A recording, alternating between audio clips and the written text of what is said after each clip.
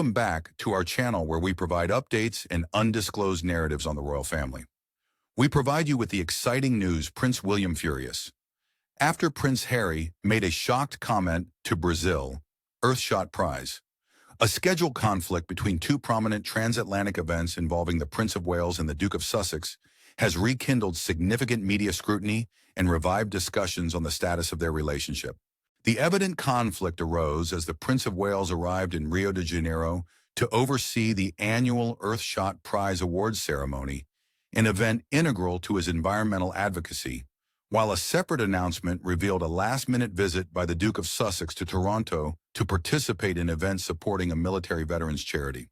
The Duke's Canadian itinerary had key sections coinciding with the Earthshot Awards, leading onlookers to question if this overlap was either a matter of unlucky timing or a more intentional arrangement. The contrast between these two prominent sets of engagements has been seen differently by analysts, palace insiders, and the opposing factions surrounding the two princes. Certain analysts and insiders affiliated with the Prince of Wales said that the recent public disclosure of the Duke's intentions seemed intentionally designed to divert attention from William's prominent event. The Duke of Sussex's staff vehemently refuted such reports, clarifying that logistical and security considerations had limited the date and required a delayed announcement. Irrespective of aim, the ensuing exposure brought the brothers' tumultuous relationship back into public scrutiny at a notably delicate period, the remembrance season in the United Kingdom, among broader institutional pressures facing the monarchy. For the Prince of Wales, the Earthshot Prize is more than a mere entry in a hectic royal schedule. It is seen as the apex of enduring personal dedication and an endeavor that has significantly shaped his worldwide public character in recent years. Established in 2020 by the Prince and the Royal Foundation, the Earthshot Prize is designed as a worldwide environmental prize program aimed at identifying, accelerating, and scaling realistic, scalable solutions to the planet's most urgent environmental issues over a 10-year period. The scheme selects 5 winners annually, each awarded $1 million to advance their initiatives, evaluated against 5 fundamental objectives: protect and restore nature, clean our air, revive our oceans, build a waste-free world, and fix our climate. These objectives collectively establish a framework aimed at addressing the extensive ecological crises confronting the globe. The annual awards ceremony for the prize is designed as a prominent international platform for innovation and action, intentionally rotating locations to emphasize local environmental challenges, honor regional leadership, and assemble global networks of scientists, entrepreneurs, philanthropists, and public figures. Previous versions have occurred in London, Boston, and Singapore, consistently drawing a diverse international audience, including political leaders, performing artists, environmental activists, and a selection of celebrities dedicated to ecological initiatives. The selection of the host city is typically intentional. Placing the event in a specific location enables organizers to highlight an environmental narrative that the city or area represents and offers a platform for local initiatives and viewpoints on a global scale. The 2024 ceremony in Rio de Janeiro has significant symbolic importance. The city was selected to highlight the Amazon rainforest, a biosphere of paramount worldwide significance for biodiversity, and as a carbon sink, and to foster diplomatic and public momentum in anticipation of the 2025 UN Climate Change Conference COP30 to be hosted in Belém. The selection of Rio therefore connected the Earthshot program to both regional and global climate diplomacy, signifying an effort to align the prize with current endeavors aimed at focusing attention and resources on the Amazon and its adjacent areas. Organizers and royal advisors saw an opportunity to align the prize's innovation-focused narrative with urgent diplomatic discussions on deforestation, indigenous land rights, and sustainable development in Amazonian nations. The event was extensively promoted in the months before the awards. The Prince of Wales's schedule, the guest list, and the ceremony structure were disclosed beforehand. The guest list for Rio featured prominent individuals, including pop singer Kylie Minogue, as well as political leaders, environmentalists, and philanthropists, an attendance roster that emphasized the Earthshot Prize's goal of becoming a globally significant and media-visible platform for environmental action. The Rio event was seen by the royal family as a pivotal chance for favorable, prominent worldwide exposure at a period of intensified public and media criticism of the institution. The crisis involving the Duke of York, who has suffered a significant decline in public awareness due to charges related to his connection with Jeffrey Epstein, has exerted reputational pressure on the monarchy. A successful worldwide event led by the heir highlighting the monarchy's involvement in current global issues, like environmental degradation and climate change, was seen by several advisors as potentially beneficial for its prestige. Insiders characterize the Earthshot ceremony as one of the most significant events in the Prince of Wales's yearly agenda, underscoring his personal commitment to environmental initiatives and the enduring vision he has expressed for the project. The awards ceremony served not just as a public appearance, but also as a strategic opportunity for the monarchy to project soft power and convey its relevance amid changing expectations of public institutions. Upon the Prince of Wales's arrival in Brazil for the prominent ceremony, the Duke of Sussex's team announced his impending travel to Toronto to endorse the True Patriot Love Foundation, an organization recognized as Canada's foremost charity for the military and veteran community. The foundation's efforts include all aspects of veteran welfare, including mental health services, physical rehabilitation, job transition help, and family support programs, while allocating funds to both grassroots organizations and national initiatives. The Duke's affiliation with veterans' issues is well established and constitutes a fundamental aspect of his public endeavors. His experience as an active serviceman, including operational deployments in Afghanistan, has shaped his activism and imbued his public contributions in this policy domain with personal significance.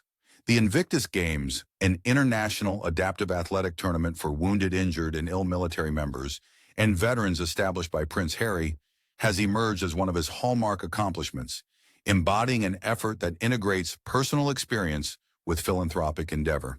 The notice from his staff said that the Duke's engagements in Toronto were scheduled for Wednesday and Thursday, creating a time conflict with the Earthshot Awards on Wednesday in Rio. The statement was given with little prior warning, a fact promptly observed by pundits and palace observers.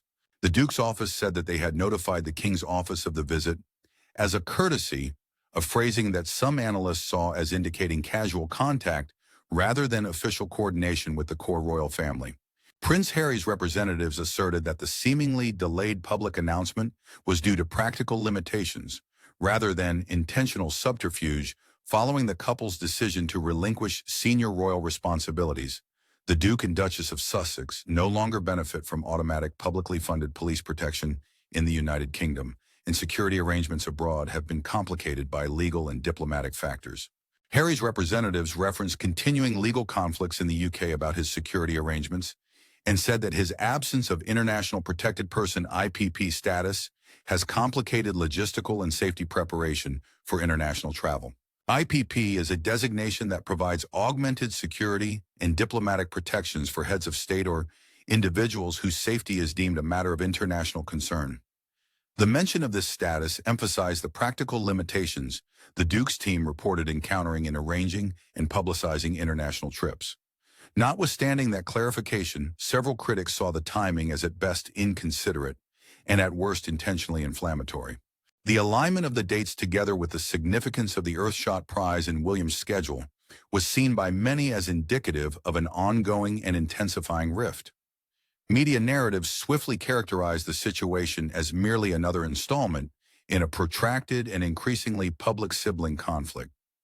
The close timing of the two sets of engagements led to allegations from certain factions that the Duke was participating in counter-programming. In media strategy, counter-programming refers to the scheduling of events or content to compete for public attention, concurrently with a rival's planned activity, aiming to share or redirect the available media focus. Reports supporting this view were reinforced by remarks from acquaintances of the Prince of Wales who allegedly expressed annoyance at the tardy announcement. Journalistic reports cited sources suggesting that the Duke's revelation promptly incited anger among William's associates and characterized the Toronto visit as having caught the prince off guard. The articles portrayed the interaction as a recent episode in what some sources described as a rekindled war between the brothers, implying that the timing was deliberately provocative, particularly in light of the Earthshot Prize's significance to William's public agenda. Observers noted an informal agreement allegedly promoted by King Charles III in which the two families would strive to coordinate their schedules to prevent public conflicts and manage the monarchy's unified media presence. This strategy aimed to limit the likelihood of competing calendar entries generating a fragmented narrative of public discord. The Duke of Sussex's abrupt announcement of his Canadian trip was seen by some as a violation of the spirit, if not the language of that agreement. The accusation of intentional provocation was exacerbated by the disparity in magnitude between the two incidents. William's Earthshot event in Rio was characterized by some as a grand, celebrity-filled jamboree aimed at achieving significant worldwide media exposure. It was meant to serve as a showcase that would attract international attention. The Duke's activities in Toronto, allegedly including a charity dinner and discussions with veterans, were anticipated to be more limited in scale, and according to critics, less likely to attract comparable international attention. The gap fueled conjecture among pundits that the Duke may have attempted to reaffirm his significance on the global scene. Opponents said that this motivation may stem from animosity at his and his wife's present position outside the core of the royal institution. In its most antagonistic interpretations, the tale portrayed the Duke's actions as driven by a thirst for vengeance, rather than a mere scheduling happenstance. The Duke of Sussex's representatives refuted such characterization. They asserted that there was no desire to overshadow or diminish the Earthshot Prize, and emphasized that the primary emphasis of the Toronto tour was solely on the veteran community and the associated humanitarian activities. They said that practical requirements, namely those related to safeguarding the Duke's protection, dictated the timetable and limited the opportunities for an earlier public announcement. Nonetheless, the incident was extensively portrayed in media reports as a novel optics war, a term that summarizes how public representation timing and visual symbolism have evolved into instruments and battlegrounds wherein intra-royal conflicts are now manifested. The statement illustrates how in the contemporary media landscape, the orchestration of impressions and appearances may become a contentious issue, fostering mistrust among various factions and igniting broader discourse. The scheduling problem was exacerbated by its coincidence with the United Kingdom's annual Remembrance Week, a serious occasion in the national calendar. The Remembrance season culminates in Remembrance Sunday and Armistice Day on November 11th, when the country officially commemorates those who have perished in military service. Historically, members of the royal family assume a prominent role in national acts of remembrance. The monarch presides over public commemorations, particularly the ceremonial observance at the cenotaph in London, and the family's participation is a crucial component of the broader civic ritual of national memory. Historically, royal houses have often refrained from prominent personal or international engagements during this period, unless these appearances are explicitly linked to commemorative activities. The anticipation that senior royals would let the national memorial to overshadow public attention is rooted in a long-standing cultural norm and the monarchy's institutional function as a focal point for national grief and collective memory. In this context, the Duke's choice to arrange a public visit to Canada during the Remembrance season appeared incongruous to some observers and to others unnecessarily antagonistic. Before the Toronto announcement, there was considerable speculation that the Duke might commemorate the period with a personal act of remembrance, potentially nearer to Armistice Day, to prevent coinciding with national ceremonies conducted by the monarch. While his presence at official royal ceremonies in the UK is no longer anticipated, many expected him to acknowledge the time in a manner that reflected an awareness of its symbolic significance. The choice to forward Canadian activities, coinciding with the Earthshot event in major national commemorations, has been seen by some as a deviation from established convention and a miscalculation of optics. To understand the importance of this occurrence, it must be contextualized within the broader decline in ties between Prince William and Prince Harry. The brothers' relationship, once characterized by unusual closeness, has significantly deteriorated in recent years, with public disputes and private separation becoming more apparent to a worldwide audience. The rift's course may be delineated by several critical events. The marriage of Prince Harry and Meghan Markle, together with their following choice in 2020 to withdraw from their positions as senior working royals and move to North America, marked a significant turning point. The couple's decision to establish an alternative public role and pursue more financial and personal autonomy from the monarchy has resulted in structural and symbolic transformations that have proven challenging for several family members and their counsel. The rift expanded via a series of prominent media engagements and performances in which the Duke and Duchess were often forthright and at times sharply critical of the institution that had previously defined their positions. An extensively publicized interview with Oprah Winfrey in 2021, a multi-part Netflix docuseries in 2022, and the 2023 release of Prince Harry's book Spare, together facilitated a public expression of grievances, personal reflections, and critiques that have hampered the possibilities for reconciliation. These compositions included personal disclosures and critiques aimed at the royal institution, and in some cases at specific people. Recurring themes in the appearances were feelings of loneliness, a perceived absence of family support, and the experience of severe racially charged scrutiny from segments of the British press. Prince Harry's biography notably included candid personal revelations, such as descriptions of physical altercations with his brother, which exacerbated public impressions of their relationship. The public revelation of these private complaints created a profound and enduring rift that has been hard to mend. Although there have been sporadic instances of solidarity and common intent, most notably the collective appearances after the death of Queen Elizabeth II, subsequent reports and analysis have mostly shown that interpersonal connections continue to be tense. Despite the sporadic meetings, insiders and analysts have highlighted the tenuous nature of any reconciliation and the persistent mistrust and animosity that seem to prevail between the parties. Nonetheless, recent months have shown some first indications of a potential rapprochement between Prince Harry and the King. Reports indicate that Harry and King Charles III have restarted frequent telephone talks after a short encounter in London in September, which some see as a favorable sign, implying that reconciliation may be possible regarding some family ties.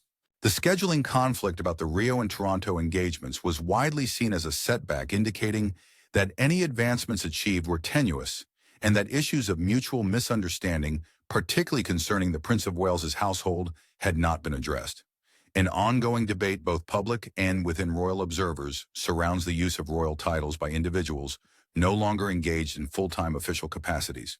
Following their withdrawal from prominent responsibilities, the Duke and Duchess of Sussex have maintained their official courtesy titles. The Dukedom of Sussex is a hereditary title granted upon marriage.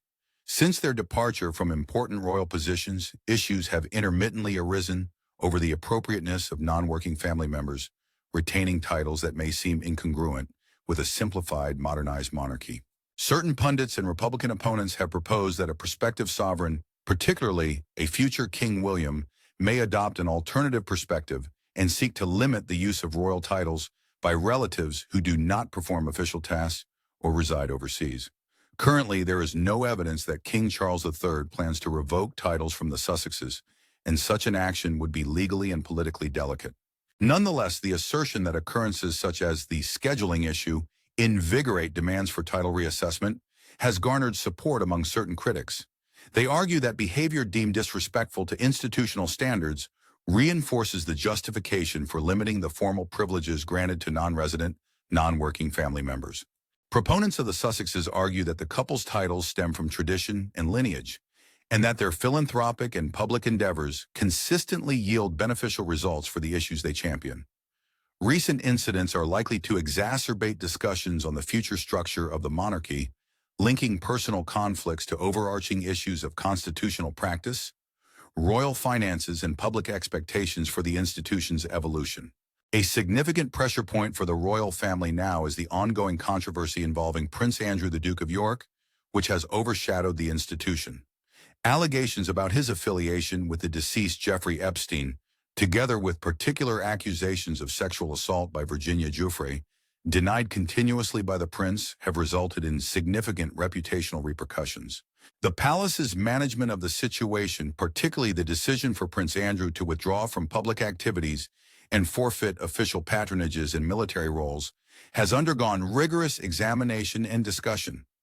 Two conflicting narratives have emerged in the media on who held primary accountability for the decision to rescind the Duke's military ties and patronages, as well as to limit the use of his Royal Highness title in an official context. One narrative, allegedly informed by insiders within Buckingham Palace, attributes to King Charles III the resolve to undertake significant measures for the institution's sake.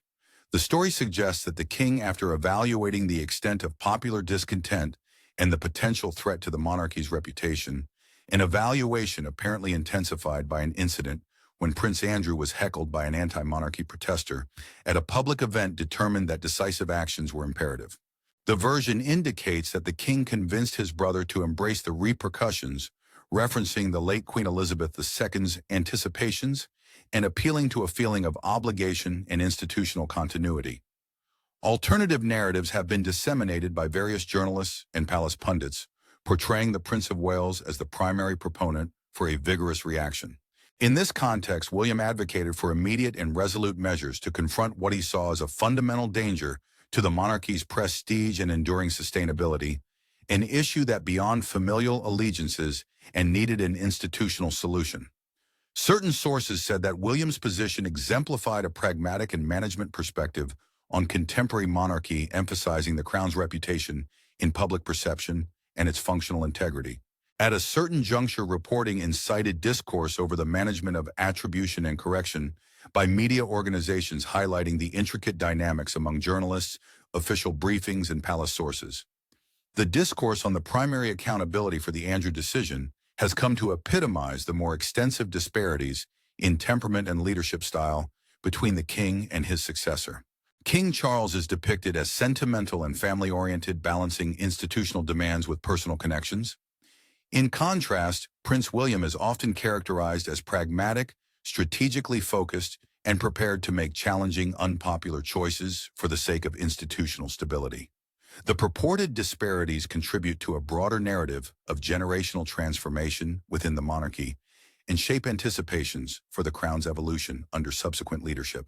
Observers propose that William's approach may be more administrative and reformative, whilst Charles's, despite his history of public participation and advocacy, may lean towards family discretion and personal involvement. The disparities in leadership are especially pertinent as the monarchy confronts various interconnected challenges: inquiries regarding its finances, the influence of a globalized media, the conduct of its members, and shifting public expectations amid increased scrutiny of privilege and authority. The amalgamation of these influences amplifies incidents like the recent scheduling clash between the two brothers, endowing them with symbolic and institutional importance that transcends the mere details of individual calendar entries. Global fascination in the royal family's internal conflicts persists fervently. The connection between the British monarchy and global audiences is shaped by centuries of cultural representation, diplomatic symbolism, and enduring intrigue. Notable global personalities and analysts have expressed their views on the family's challenges. Former U.S. President Donald Trump characterized the current scenario as tragic for the family, a statement that encapsulated the public melodrama sometimes associated with coverage of the Windsors. Such remarks indicate an ongoing worldwide intrigue over how a family which simultaneously functions as a constitutional entity navigates its private disputes in the public sphere. The schedule conflict between Rio and Toronto is seen by many observers as more than a simple calendar coincidence. It serves as a public demonstration of a profound and ongoing family rift for detractors who see the Duke of Sussex's actions as intentionally provocative and as an effort to undermine his brother's significant contributions. Proponents of the Sussexes conversely depict the coverage as a skewed narrative influenced by an antagonistic media and competing royal factions, contending that logistical and security limitations account for the timing and asserting that the primary emphasis should be on the significant philanthropic efforts conducted in Canada and Brazil, respectively. The event underscores the broader challenge encountered by contemporary constitutional monarchy in harmonizing private familial relations with public responsibilities.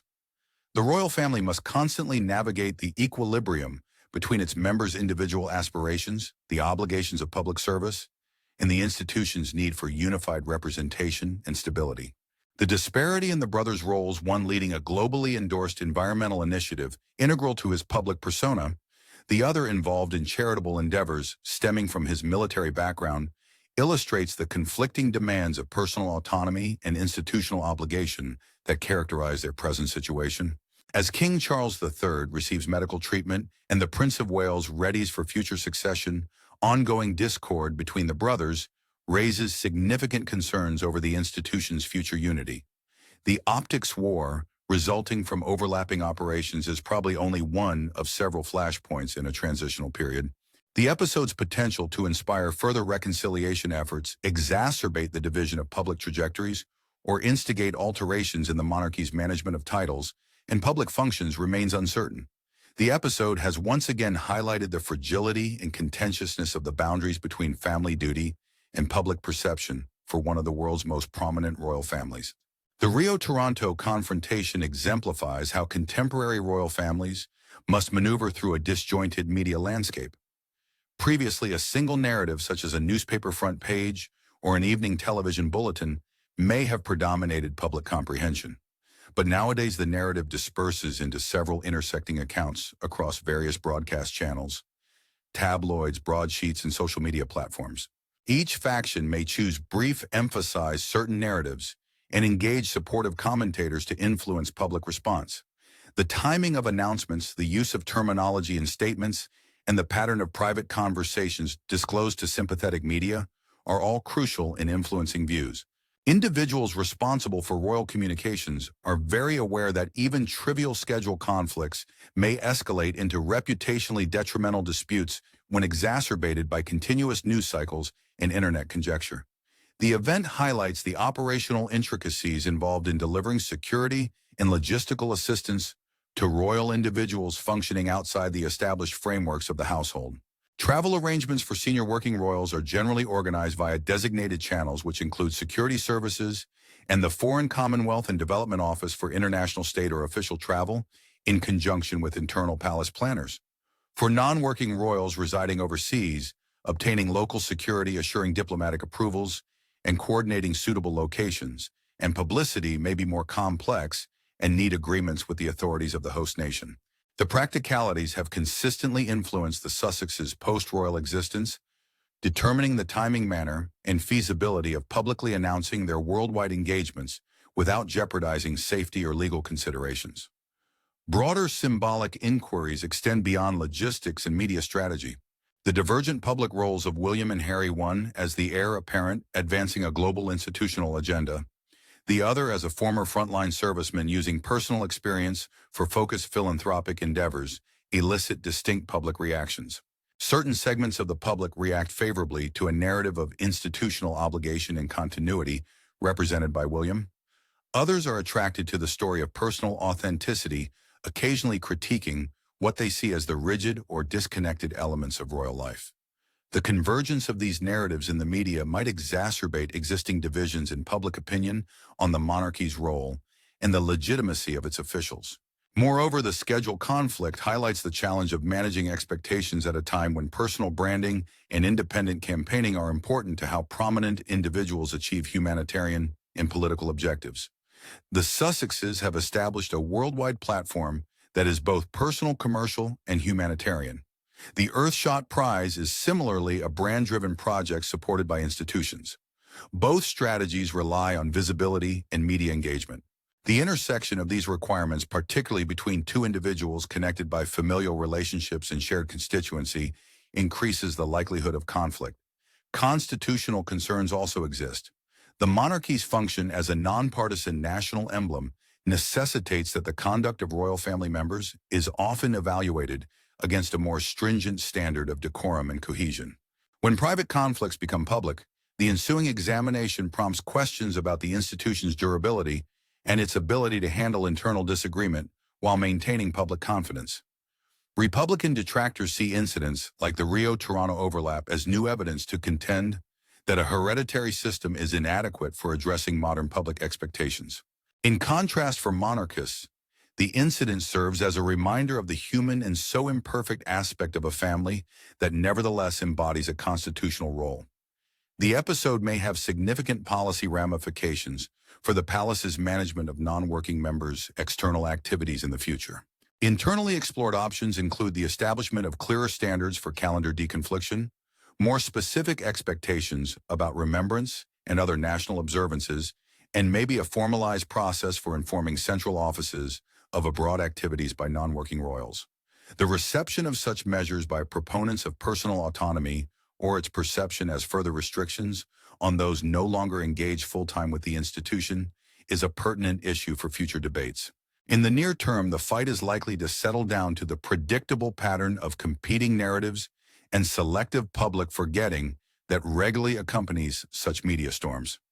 The charities involved, the Earthshot Prize and the True Patriot Love Foundation, will likely persist in highlighting the significant accomplishments attained during their separate events, with the beneficiaries of their assistance being reinstated as the focal point of the narrative.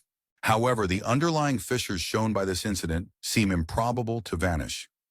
The issue of how a contemporary monarchy mediates between individual autonomy and public symbolism, balances familial allegiance with institutional responsibility, and adapts to the shifting expectations of media and audiences across various time zones will continue to be pressing. The scheduled conflict between the Prince of Wales in Rio and the Duke of Sussex in Toronto serves as a minor but illuminating lens to examine broader conflicts within the royal family and the institution of monarchy. It simultaneously represents a tale of calendars and logistics, a narrative of personal grievance and public administration, and a manifestation of the overarching issue of preserving unity and legitimacy in an era of immediate worldwide observation. The family's response in the forthcoming months, whether via renewed mediation efforts, the establishment of clearer rules and protocols, or permitting further divergence of individual paths, will influence whether this episode is regarded as a transient conflict or a deepening schism with enduring consequences for the Crown's public reputation. Thank you for watching the video. Please let us know your thoughts, and goodbye for now.